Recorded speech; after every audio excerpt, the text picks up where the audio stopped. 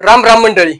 भारतीय शैली कुस्ती महासंघ भारत आणि महाराष्ट्र राज्य भारतीय शैली कुस्ती संघ यांच्या मान्यतेने होणारी हिंद केसरी स्पर्धा म्हणजे आपल्या मातीच्या कुस्तीतील देशातील सर्वात मोठी स्पर्धा मानली जाते.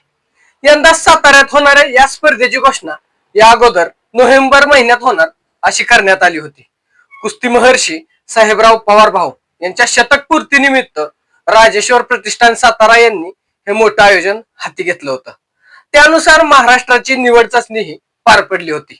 पण त्याच वेळी राज्यात स्थानिक स्वराज्य संस्थांच्या निवडणुका लागल्यामुळे ही स्पर्धा पुढे ढकलावी लागली. मंडळी, आता हीच स्पर्धा दिनांक 14 ते 17 मे 2026 या कालावधीमध्ये शाहू महाराज स्टेडियम सातारा येथे रंगणार आहे. मंडळी, आता खरी गोष्ट अशी की या सगळ्या प्रकारात सर्वात मोठा प्रश्न उभा राहिलाय तो म्हणजे निवड चाचणीचा. नोव्हेंबर मध्ये जी चाचणी झाली तीच अंतिम धरायची का पुन्हा एकदा नव्यानं पैलवानांची निवड चाचणी घ्यायची?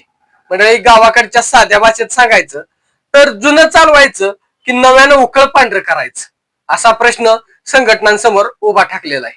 कारण त्यावेळेला काही पैलवान जखमी होते, काहींचा फॉर्म नव्हता, तर काहींना वेगवेगळ्या अडचणी होत्या.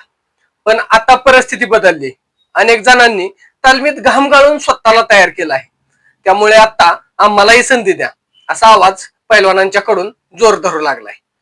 मंडळी, दुसरीकडे आधीच निवड झालेल्या पैलवानांची बाजू तितकीच भक्कम आहे. त्यांनी त्यावेळेला दम दाखवून आपली जागा संघामध्ये पक्की केली आहे.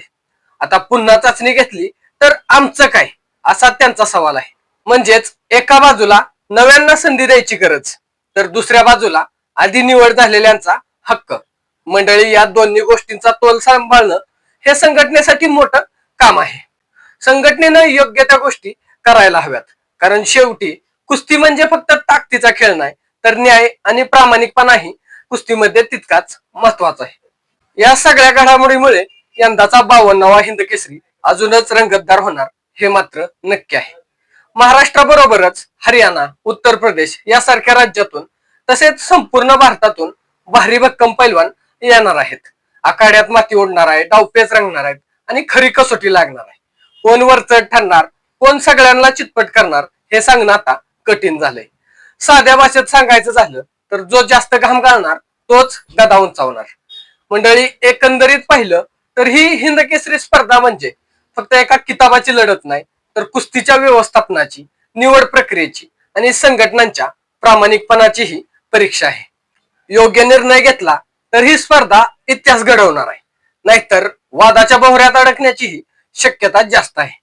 त्यामुळे आता सगळ्यांच्या नजरा या लागलेल्या आहेत त्या एका निर्णयाकडे आणि त्या क्षणाकडे, जेव्हा साताऱ्याच्या मातीत 52वा हिंद केसरी गदा उंचावणार आहे.